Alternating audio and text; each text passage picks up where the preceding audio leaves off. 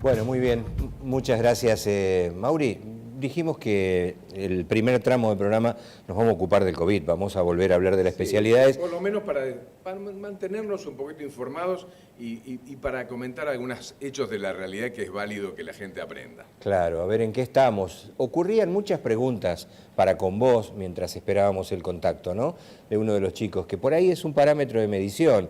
¿Dónde estamos? ¿Cómo están las vacunas? Quizás todo esto sea necesario. La inmunidad de rebaño. La inmunidad de rebaño. ¿Qué significa la inmunidad de rebaño? Bueno, a ver, hablemos con un infectólogo que es amigo de la casa. ¿Está Fernando? Lo saludamos a través de la plataforma. Hola, doctor Silva Nieto. Fernando, Hola. qué gusto. Hoy estamos Hola. allí. ¿Nos vemos bien? ¿Nos escuchamos? Perfecto, sí. Un gusto saludarte. Mauricio también te saluda. Hola, Fernando, ¿qué tal? ¿Cómo te va?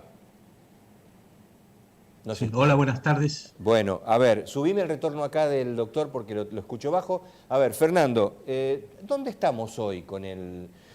A ver, parecen dos caminos distintos. Todo se abre, a todos lados vamos, aparece el sol, las plazas se llenan, andamos en bicicleta, hacemos deporte, todo está permitido, pero los índices no bajan, ¿no? Por eso digo, ¿dónde estamos? No. Y estamos en una meseta estable. En Capital Federal y en provincia hay un leve descenso de casos, pero se mantienen valores muy altos siempre. Diariamente cerca de 800 en Capital Federal y en provincia alrededor de casi 5.000. Y esto se mantiene desde hace ya varias semanas. Y una explosión en el interior, sobre todo en algunas provincias, hay una explosión del número de casos muy importante. O sea, hacia atrás, hacia el resto del país. No hay manera, Fernando, te interrumpo, de saber por qué la explosión en el interior cuando venía más o menos controlado, Rosario, hemos hablado con Rosario, Mendoza, Santa Fe, Catamarca, Jujuy, explotó y se desbordó. Y inevitablemente toda la población es susceptible al virus. Ninguno tenemos defensa, nadie tenía defensa de este virus nuevo. Entonces eran todos susceptibles y cuando llegó el virus, y si no había un criterio claro de aislamiento, y el virus se multiplicó rápidamente entre la población, porque además es muy transmisible. Cada vez más está más claro que se transmite no solamente por las partículas pesadas que caen a los 2 metros, sino que además permanece en el aire por algunas horas.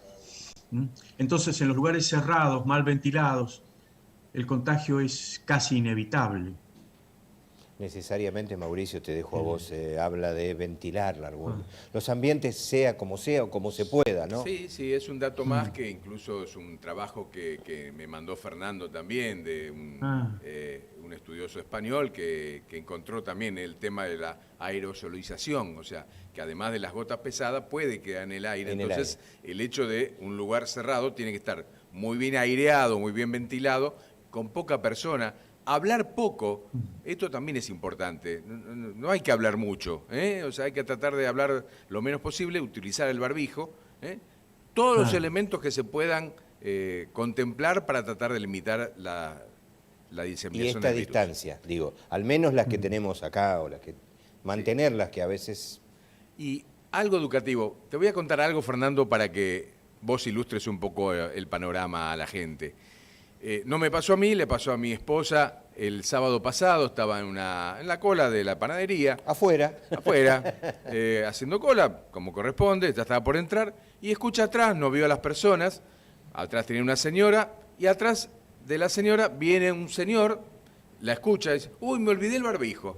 Va a buscar el barbijo, pone. Suele pasar. Está bien, se lo pone y le comenta a la señora, no, ando bien, lo que pasa que la conocía la señora y le dice, ¿sabe lo que pasa? Hace 2 días, estuve 2 días con fiebre. Y la verdad, viste, en esta época, consultar al médico, tomé paracetamol y ahora estoy mejor. No. Entonces, la responsabilidad sos individual. Es la que haces siempre. Siempre decimos, el barbijo, el distanciamiento, el lavado y demás. Esto también es no solamente individual, sino también social. ¿Qué te parece a vos el comentario, Fernando? No, sí, totalmente de acuerdo. sucede a menudo que pasan estas cosas. También hay una responsabilidad gubernamental. No son claros los mensajes, ¿no? De quiénes cómo se tienen que aislar, en qué consiste, ¿no? Y además hay una cosa biológica, que es, uno calcula que casi el 80% de las personas que se infectan pueden ser asintomáticas y transmitir el virus igual, de las cuales el 20% restante hace una forma leve y hay un porcentaje bajo que son las formas graves que pueden causar la muerte, que están causando estas entre 300 y 500 muertes por día en el país, ¿no? ¿Qué le diríamos? Pero ya que estamos en la fase educativa, Fernando, a esta persona que tuvo esta circunstancia, ¿qué le comentaríamos? O sea, si alguien tiene fiebre hoy, ¿qué tiene que hacer? ¿Qué es lo que se prioriza justamente para evitar la transmisibilidad? Y tiene que aislarse y en lo posible acercarse a un lugar de testeo. Ante la duda, acercarse a un lugar de testeo. Paradójicamente, el aumento de este virus ha hecho que prácticamente desaparecieran los cuadros gripales. Y bueno, en pediatría vos estarás mucho más informado. El sincicial respiratorio, las neumonías pediátricas se han reducido y se han transformado, la mayoría, en infecciones por coronavirus, que si bien en los chicos son banales, los chicos son grandes transmisores también, por la misma causa de que ser banales las infecciones y no darle importancia, son los grandes transmisores del virus, ¿no? Por eso creo que varios mensajes hay que decir. Uno es, por ejemplo, si uno tiene fiebre, hay que pensar primero en coronavirus porque justamente, como lo que decís vos, no hay diseminación de gripe ni cuadros catarrales respiratorios superiores. No, totalmente. Así que hay que pensar primero en coronavirus. Claro. O sea que si uno por X motivo no quiere hacer la consulta o no puede hacer la consulta, se tiene que aislar. Aislar significa no solamente el contacto con los de exterior, sino también incluso con su familia. Esto es lo que de pronto queremos significar. Porque esa persona, esa persona que comentamos, no solamente no se aisló, porque presentó fiebre hacía 48 horas y fue a comprar el pan, ¿no?, exponiendo a los que estaban, sino que también seguramente en su casa tampoco tomó ningún recaudo y la gente está alrededor. Y me imagino que también habrá desarrollado su función laboral, que no la conozco, ¿no? Seguramente. Al comienzo de la epidemia se consideraba que la fiebre era importante, ¿no? Se demostró a medida que fuimos aprendiendo, la fiebre no es uno de los elementos principales para pensar en el coronavirus. Es uno de los elementos, inclusive la fiebre leve, inclusive fiebre de 2 días, o muchos pacientes sin fiebre directamente, y que tienen coronavirus confirmado, ¿no? Que tienen otros síntomas, que pueden ser digestivos, que pueden ser un cuadro de malestar general, de dolores generalizados, que pueden ser solamente la falta de olfato y falta de gusto a las cosas. Con esos diagnósticos ya sabemos que ya estamos haciendo diagnóstico de coronavirus y lo confirmamos y además, con la búsqueda del hisopado nasofaringio. Entender, Fernando, me parece que vamos a convivir con el virus no solamente el resto del 2020, sino seguramente el 2021. O sea que me parece que hay que tomar este tipo de recaudos porque totalmente de acuerdo. No se va a cortar. Sí. Algunos tienen la esperanza, la expectativa. ¿El virus se puede aminorar? ¿Puede decir, bueno, me cansé y ya no contagio más, ya no transmito más? No. Si somos todos susceptibles, no. No. Esa cosa que es la pregunta que mucha gente... Pero bueno, ¿cuándo va a aminorar? Lo que puede ocurrir es... Sí. No, el tema de la inmunidad de rebaño seguramente va a acompañar, ¿no? Que se llama la inmunidad de rebaño, ¿no? Que se habla tanto.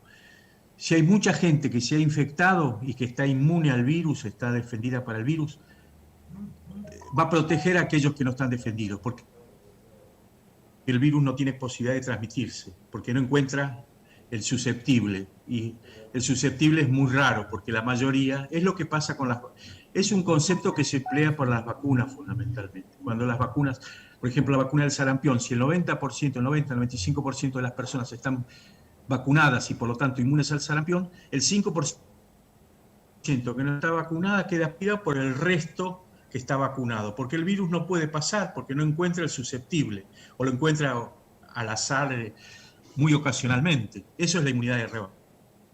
¿Y qué porcentaje hace falta ¿Qué pasa para el con la COVID? inmunidad de rebaño? Que algunos postulan. Y bueno, no se sabe. Algunos postulan que puede ser con el 60% para el coronavirus, pero no se sabe, todavía es muy pronto. Y tal vez podamos convivir. Los infectados que en Europa, que fue donde comenzó más fuertemente, claro. Lo que yo te preguntaba, Fernando. Nosotros que somos un poco más viejos convivimos, sí. Sí, que si tal vez te escucho. Se junte el tema de la inmunidad de rebaño, no sé, pongámosle un 50%, y también en primeras posibilidades de vacunas que tengamos en el país. Hablemos ya del año próximo, claro. Obviamente. Hablemos de marzo, abril o mayo. Sí. ¿No? O sea que puede haber una sumatoria de las dos cosas. Cual. Por supuesto. Nosotros, que somos más viejos, te iba a decir, vivimos antes de la aparición de la vacuna del sarampión. Había sarampión y bueno, había una cantidad de gente que tuvimos sarampión, gente que no tenía, que nunca tuvieron. Bueno, cuando vino la vacuna se sumó nosotros los que tuvimos sarampión, más los vacunados, entonces el sarampión prácticamente fue una enfermedad bastante rara actualmente, excepto, bueno, hubo un brote ahora, pero por falta de vacuna. El problema que acá se plantea con la inmunidad de rebaño es debido a que algunos postulan dejar abierto todo, que todos nos infectemos, entonces todos vamos a tener una gran inmunidad colectiva que va a proteger a los que no están inmunes. Pero está el peligro de que se va a morir unas cuantas personas. Claro. Y que vos sabés si que dejamos me parece todo abierto, que todo se... Sí, este es un mensaje... Bien, eso no se dice. Claro, este es un mensaje importante que creo que la gente tiene que saber. Porque tal vez con estas aperturas que se producen, que son válidas desde el punto de vista económico y tal vez social de la necesidad de la gente, no hay que descuidarse ni relajarse. Sí, psicológico. Porque justamente la gente, bueno, se abrió todo, nos relajamos. Y no, justamente creo que acá hay que dar más educación con respecto al tema de los cuidados. Sí, trabajar muchísimo con los cuidados, con el aislamiento, con el barbijo, con el distanciamiento social. Es cierto que la cuarentena, aparte del problema económico, además se suma el problema psicológico y el problema social, pero hay que insistir con esto del cuidado y de tener el presente que si uno le pasa algo tiene que aislarse, tiene que separarse de los demás, tratar de evitarlo por él y por los demás, ¿no? Lo bueno es que... Y con respecto a la vacuna, lo que puede... A ver, quería saber eso. A ver, iba como a tratar de cerrar la nota yendo para eso. Me quedo con la preocupación de Mauricio. El 2021 va a ser un año preocupante. La vacuna es la solución, la inmunidad de rebaño la contaste recién. Ibas a decir algo de la vacuna. ¿Está lento? Claro, la vacuna tiene... Supongamos que esté para fin de año o principio del año. Después hay que producir la suficiente cantidad. La Argentina no es de los países, está bien, uno de los más afectados, no es de los más afectados, va a recibir una gran cantidad. ¿Quién va a recibir los primeros? Seguramente los personal de salud, fundamentalmente los más vulnerables, la policía y el resto de la población no. Entonces, hasta que se complete una vacunación masiva y se llegue a un porcentaje muy alto de vacunados, suponiendo que la vacuna sea muy eficaz, va a pasar mucho tiempo, puede pasar todo el año. La producción, son millones y millones, y además para cubrir todo el mundo, de producción de vacuna. No sé si todo el mundo rápidamente se va a poder producir miles de millones de dosis para vacunar a todos los chinos, todos los hindúes, todos los europeos, todos los argentinos. Sino que va a ser en forma selectiva a las poblaciones más vulnerables, personal de salud seguramente, personal de seguridad seguramente. Bien. Fernando, mayores. y seguramente lo que ancianos sí tendremos la posibilidad de tener 3 o 4 vacunas de jerarquía que se pueden complementar, ¿no? O sea, Sí, que tal vez uno reciba la británica, otro reciba la rusa, u otro reciba la estadounidense. La China, sí. Sí.